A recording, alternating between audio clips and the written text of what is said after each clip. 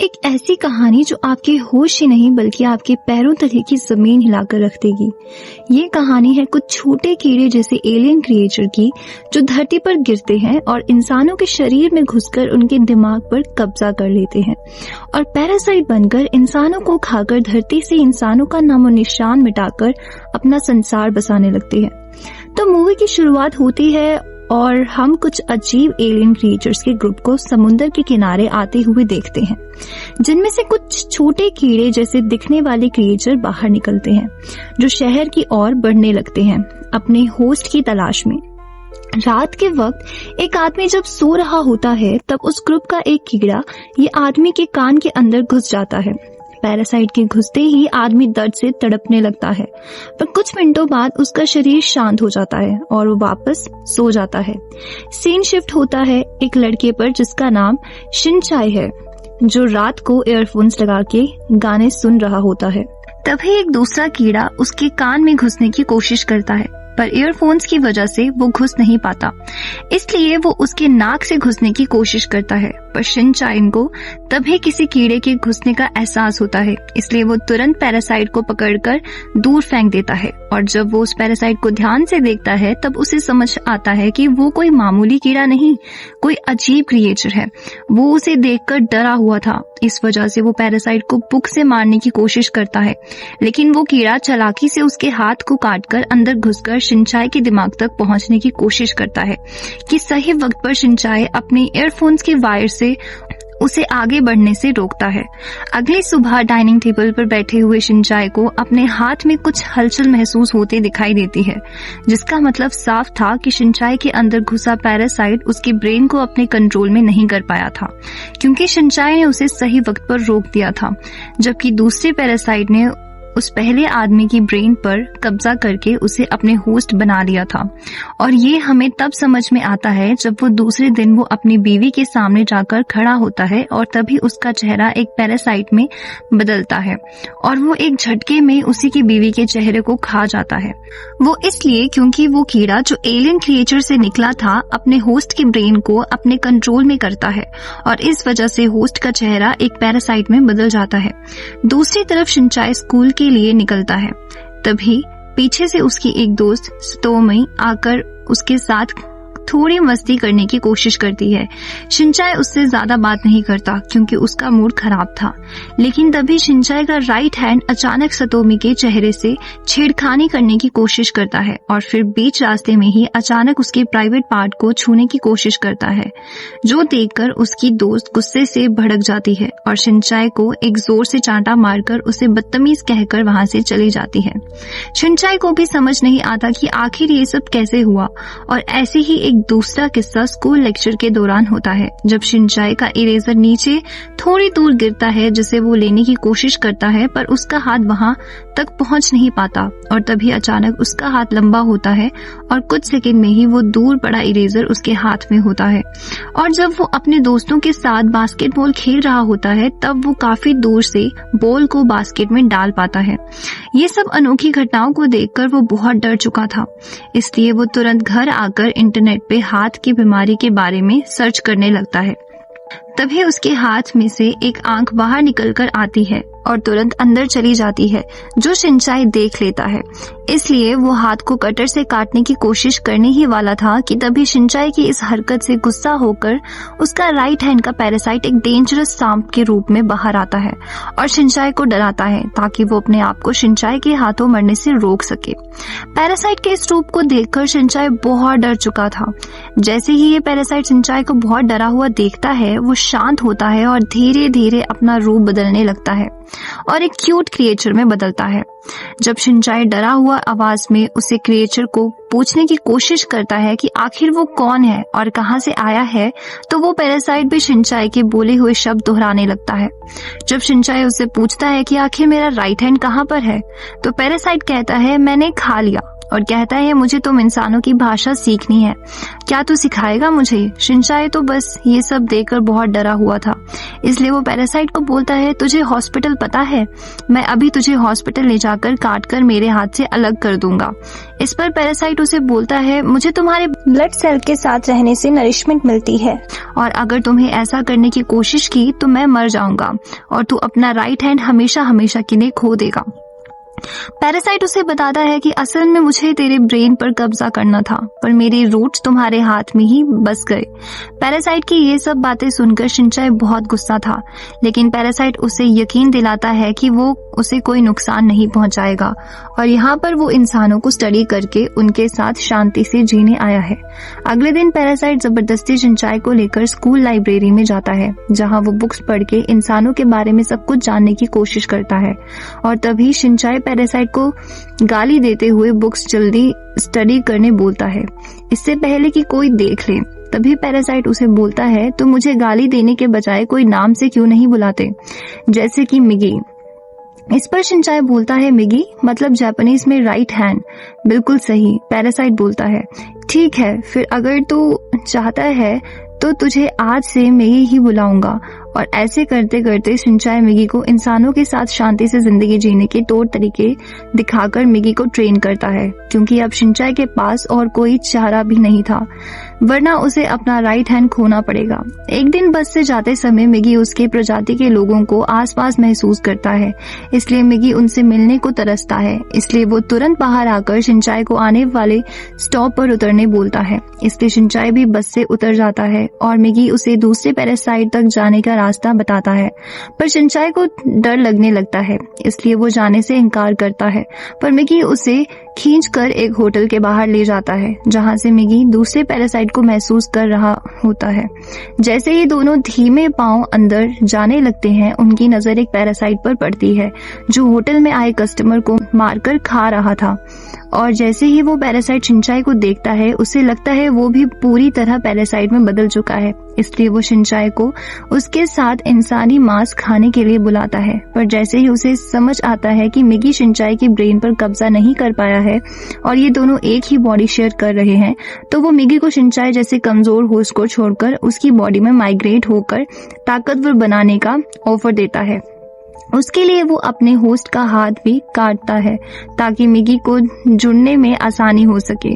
कुछ मिनटों के लिए मिगी भी शिनचाई के शरीर को छोड़ने का मन बनाता है, पर तभी वो पैरासाइट मिगी को अलग करने के लिए शिनचाई को मारने की कोशिश करता है और इसलिए शिनचाई को बचाने के लिए मिगी उस होटल ओनर को पैरासाइट पर हमला करता है और दोनों के बीच एक खतरनाक लड़ाई होती है और आखिरकार मिगी होटल ओनर को चकमा देकर पैरासाइट को उसके होस्ट से अलग करने के लिए उसका सर धड़ से अलग कर देता है और फिर उस पैरासाइट को भी मार देता है।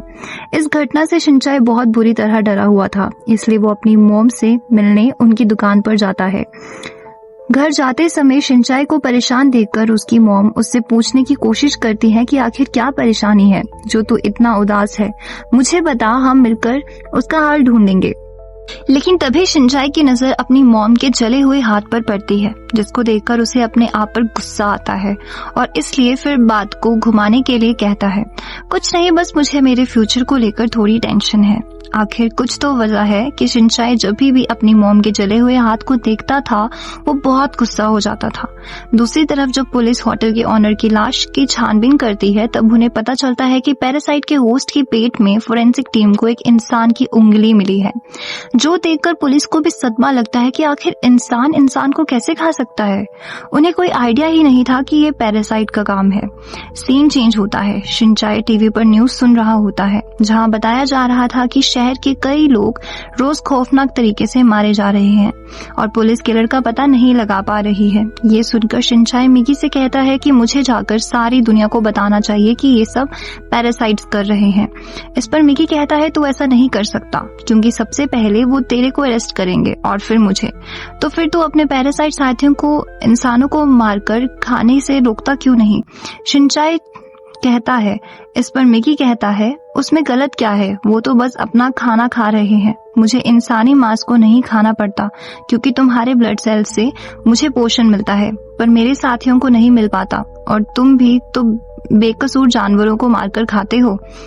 वैसे ही हम इंसानों को खाते हैं, इसमें गलत क्या है? मिगी की बातों से गुस्सा होकर शिनचाई कहता है, ज्यादा बकवास मत कर, मैं तुझे अभी चाकू से काट कर मेरे शरीर से अलग कर दूंगा। इस पर मिगी उसे धमकी देते हुए कहता है, ऐसा भूल के भी मत करना। हालांकि मैं तुझे जान से नहीं मार सकता, पर मैं तुझसे तेरे बोलने की क्षमता छीन सकता हूँ और तुझे बहरा भी बना सकता हूँ, चाहे तो आजमा कर देख ले।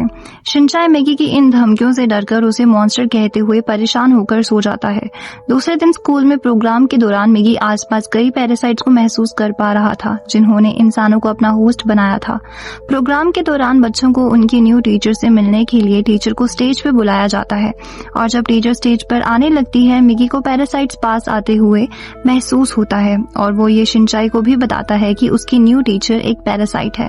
शिनचाई उस न्यू टीचर को लगातार घूरते हुए देखने लगता है और इस वजह से टीचर भी मिगी को शिनचाई के अंदर सेंस कर पाती है। फंक्शन होने के बाद शिनचाई टीचर के पीछा करते हुए जाता है, पर वो बहुत डरा हुआ था। तभी टीचर शिनचाई को उसका पीछा करते हुए महसूस करती है और बोलती है, मुझसे डरने की जरूरत नहीं, मैं तुझे कोई नुकसान नहीं पहुंचाना चाहती और अगर ऐसा होता तो तेरे राइट हैंड को मेरे इरादा महसूस हो जाता। तभी शिनचाई का राइट हैंड बोलता है, मेरा नाम मैगी है, मेरा नाम मिगी है। टीचर मिगी को बोलती है, जिस तरह तू एक इंसान के साथ बॉडी शेयर कर रहा है वो लाजवाब है। आखिर तुम कौन सा षड्यंत्र रचने वाली हो? इस तरह मेरे स्कूल टीचर बनके क्यों आई हो? शिनचाई बोलता है। इस पर टीचर कहती है, मैं कोई गेम नहीं खेल रही हूँ, मैं तो बस शांति से जीना चाहती हूँ इंसानों के साथ। वैसे बात करने को अभी बहुत कुछ बाकी है, पर ये सही जगह नहीं है, मुझे क्लास के बाद आके मिलो। और ये कहकर वो वहाँ से चली जाती है। जब शिनचाई टीचर ने बुलाई जगह पर जाता है तो वो उसे अपने नेटवर्क के 2 और पैरासाइट से मिलवाती है, एक पुलिस ऑफिसर जिसका नाम ए था और दूसरा एक स्टूडेंट जिसका नाम हिडियो था। और फिर जब टीचर शिनचाई और मिगी की पहचान उसकी टीम से करवाती है तो हिडियो मिगी के मजाक उड़ाने लगता है और फिर ऑफिसर टीचर से कहता है कि क्या तुम सच्ची में इस फील्ड स्पेसिमन को हमारे नेटवर्क में लेना चाहती हो? तभी टीचर कहती है कि ये दोनों हमें कीमती जानकारी दे सकते हैं जो हमारे नेटवर्क के लिए जरूरी है।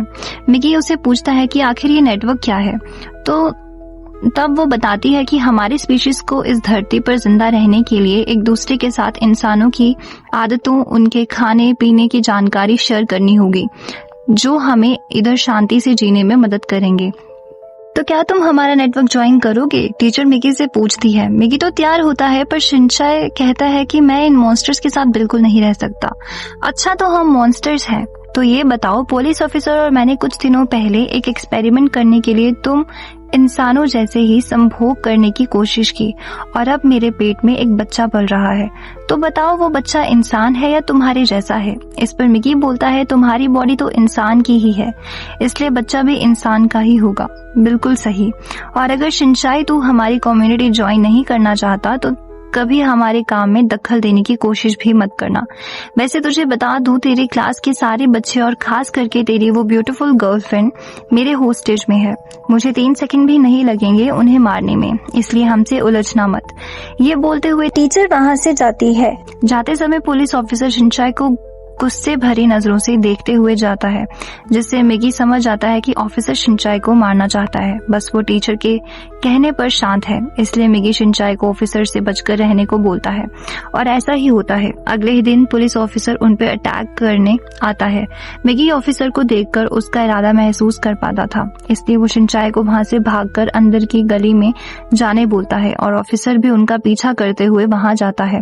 ऑफिसर मिगी से कई गुना ताकतवर था, इसलिए मिगी उसे पूछता है, आखिर तुम हमारे पीछे क्यों पड़े हो? इस पर ऑफिसर कहता है, क्योंकि कुछ दिन पहले रेस्टोरेंट ओनर जो एक पैरासाइट था मर गया था, जिससे पुलिस को हमारे प्रजाति की मौजूदगी का सबूत मिल चुका है और अब पुलिस डिपार्टमेंट हमारे प्रजाति की खोज में लग गई है। जिस तरह से रेस्टोरेंट ओनर को मारा गया था वो काम सिर्फ तुम्हारा ही हो सकता है, इसलिए तुम्हें अब मरना होगा ताकि हमारी प्रजाति सुरक्षित रह सके।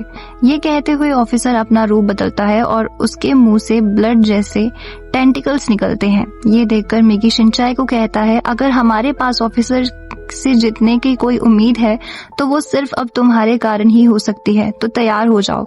ये कहते हुए मिगी भी तैयार हो जाता है और दोनों के बीच जबरदस्त लड़ाई होती है। शिनचाई मिगी को लेकर आगे आगे ऑफिसर की ओर बढ़ने लगता है और मौका देकर उसके पेट में रोड घुसा देता है, जिससे पैरासाइट कमजोर होने लगता है और ऑफिसर की बॉडी से कंट्रोल खोने लगता है।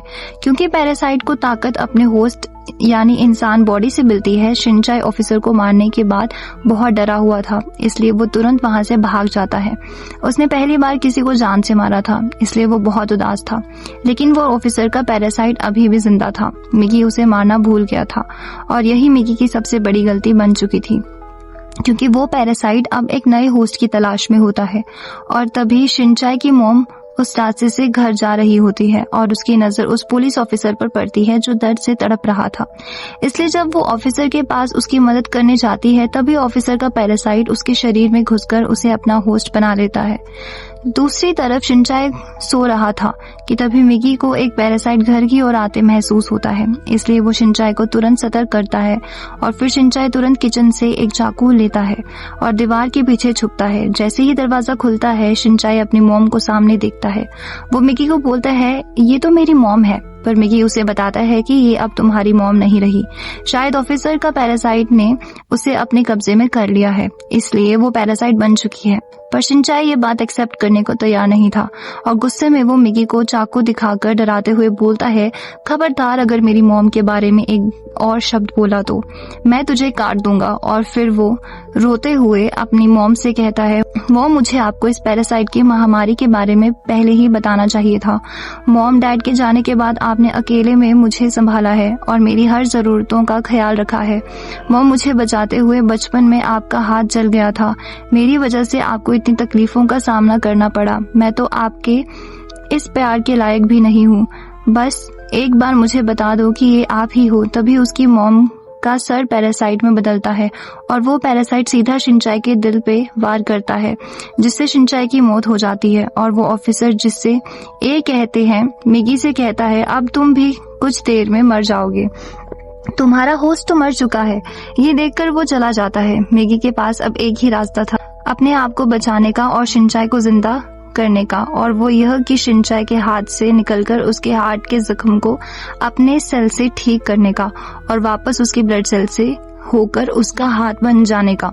और फिर सुबह होते ही शिनचाई वापस जिंदा हो जाता है और जब वो शीशे में अपनी छाती पर लगे हुए जख्म को पूरी तरह से ठीक होते हुए देखता है तो उसे यकीन नहीं होता और तब मिगी उसे जिंदा देखकर बहुत खुश हो जाता है और उसे पूरी कहानी बताता है। तभी उसे याद आता है कि अब उसकी मॉम इस दुनिया में नहीं है, इसलिए वो जोर जोर से रोने लगता है। सीन चेंज होता है। शिनचाई अब ए से बदला लेने के लिए उसके लोकेशन का पता करने तुरंत टीचर के पास जाता है। वहां पहुंचते ही टीचर उसे बोलती है, तेरे घर के पास ऑफिसर यानी ए की लाश मिली है पुलिस की टीम को, उसे तूने ही मारा है ना। तभी मिगी बोलता है, हमें लगा हमने उसे मार दिया, पर वो तो जिंदा था और अब वो शिनचाई की मॉम की बॉडी में है। शिनचाई ऑफिसर यानी ए की लोकेशन पूछता है पर टीचर नहीं बताती, इसलिए गुस्से में वो टीचर पर हमला करता है और टीचर भी उस पर पलटकर वार करने ही वाली थी कि वो मिगी और शिनचाई की बॉन्डिंग देखकर रुक जाती है और कहती है, मैं तुम दोनों के एक दूसरे के प्रति लगाव देखकर बहुत खुश हूँ और मैं तुम दोनों पर और रिसर्च करना चाहती हूँ, इसलिए तुम्हें नहीं मार सकती, पर मुझे मजबूर मत करना। सीन चेंज होता है। शिनचाई ए की तलाश में निकला हुआ था।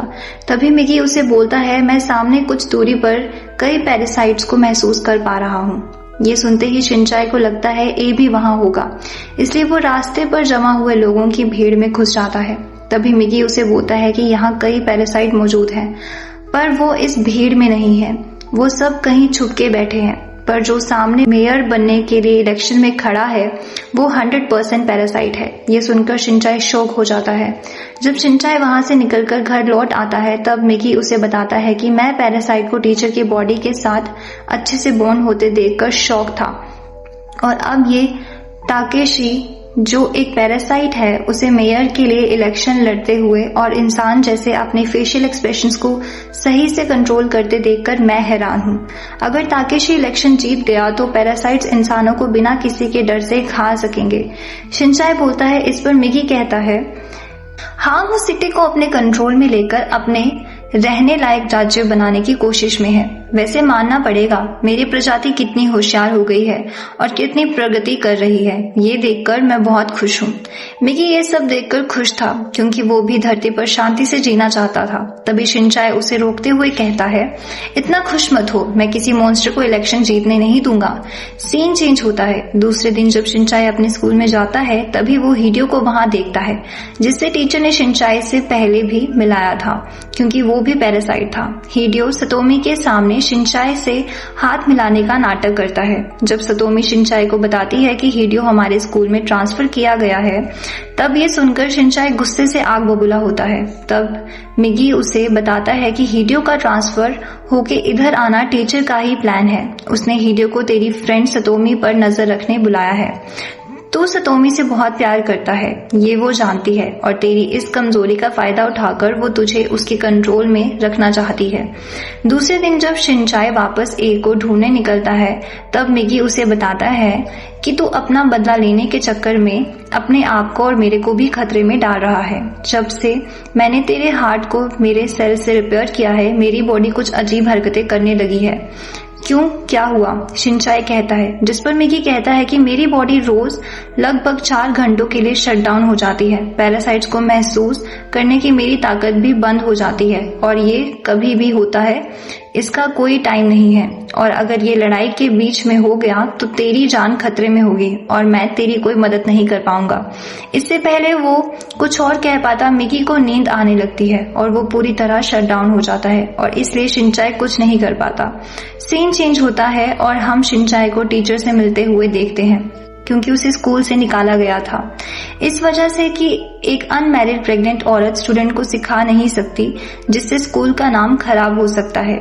इसलिए वो अपना सामान पैक कर रही थी। तभी मिगी कहता है, हिडियो को भी साथ ले जाओ। नहीं, उसे तो खास तुम दोनों पर नजर रखने के लिए यहाँ लाया गया है और वैसे भी मैं और हिडियो वेजिटेरियन खाना खा रहे हैं और अब तक उसका कोई साइड इफेक्ट भी नहीं हुआ।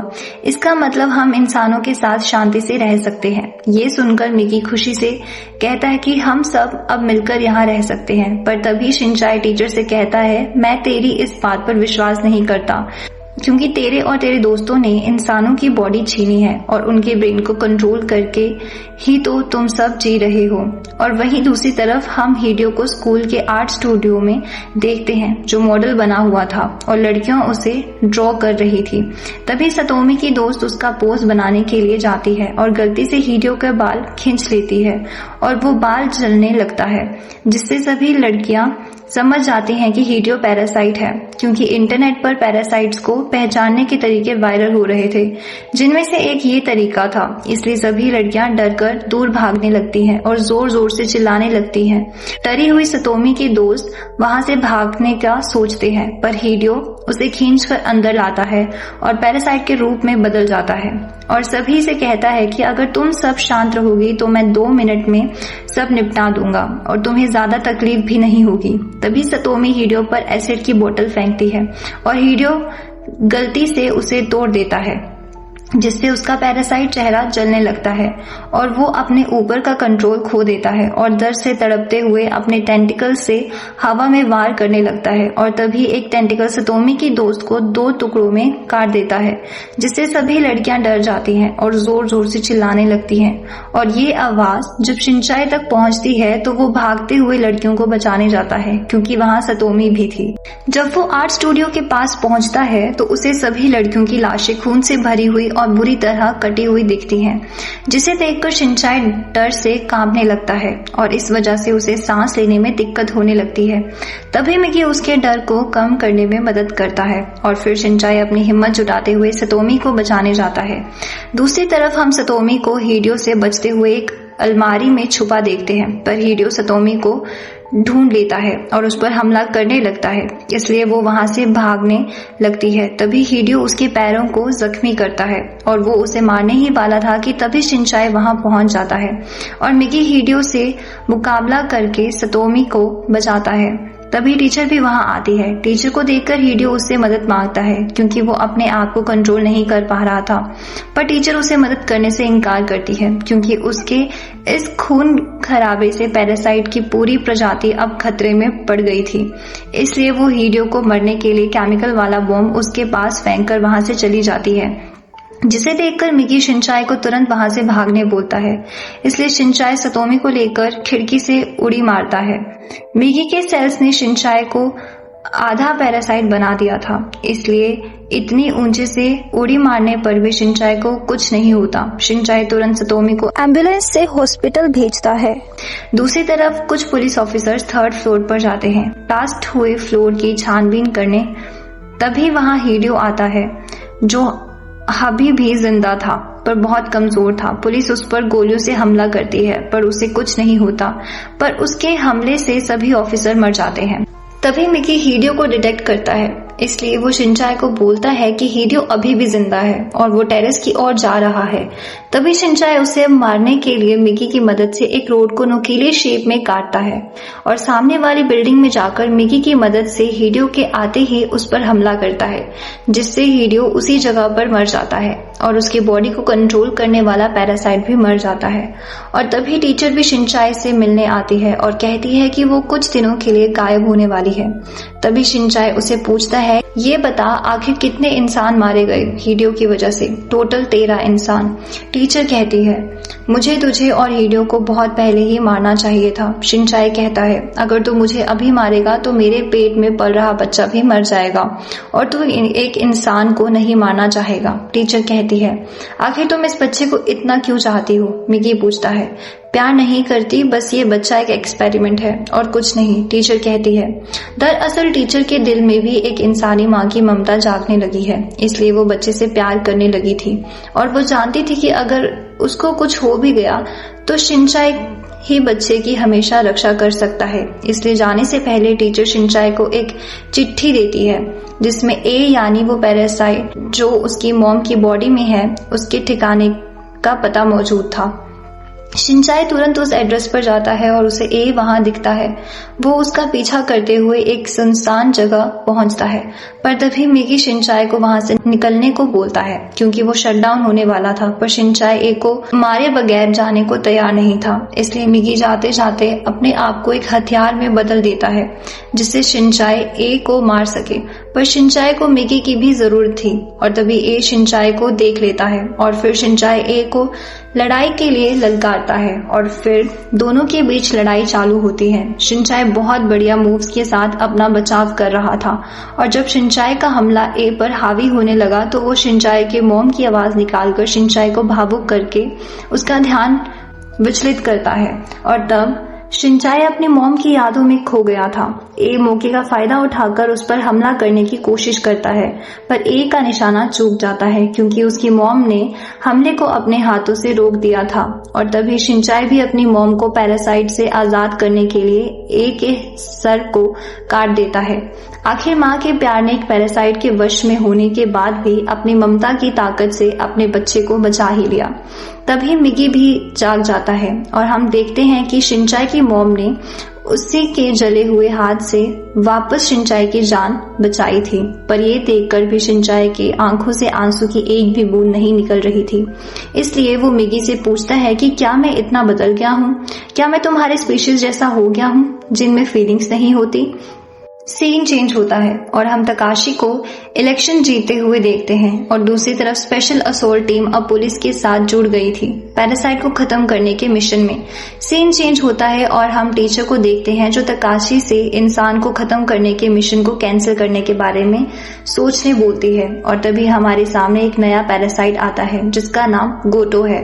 वो कहता है स्पाइडर का मकसद मक्खी को खाना है, शेर का मकसद हिरन को खाना है और पैरासाइट का मकसद इंसानों को खाना। इसलिए मैं जब भी इंसान को देखता हूँ मेरे दिमाग में एक ही आवाज गूंजती है, खा लो सभी इंसानों को। गोटो के इस मकसद से अब टीचर अपने बच्चे के लिए खतरा महसूस कर रही थी। दूसरी तरफ शिनचाई हॉस्पिटल में सतोमी से मिलने आता है और वहां वो मिगी से बात करते हुए कसम खाता है कि आज से मेरा बस एक ही मकसद है, इस शहर के हर पैरासाइट को ढूंढकर मार देना। चाहे वो अच्छा हो या बुरा, चाहे वो तेरा दोस्त हो या परिवार। और तभी हम किसी को सामने वाली बिल्डिंग से मिगी और शिनचाई की फोटो खींचते हुए देखते हैं। क्या ये जासूस स्पेशल असॉल्ट टीम ने भेजा था या फिर किसी ने शिनचाई को ब्लैकमेल करने के लिए भेजा था? क्या शिनचाई सभी पैरासाइट को मार पाएगा या फिर तकाशी सभी इंसान को मारने में कामयाब होगा? जानेंगे हम इस मूवी के पार्ट 2 में। दोस्तों, अगर आपको वीडियो पसंद आया तो प्लीज वीडियो को लाइक, शेयर और चैनल को सब्सक्राइब जरूर करें। मिलते हैं अगले वीडियो में, जब तक के लिए बाय बाय।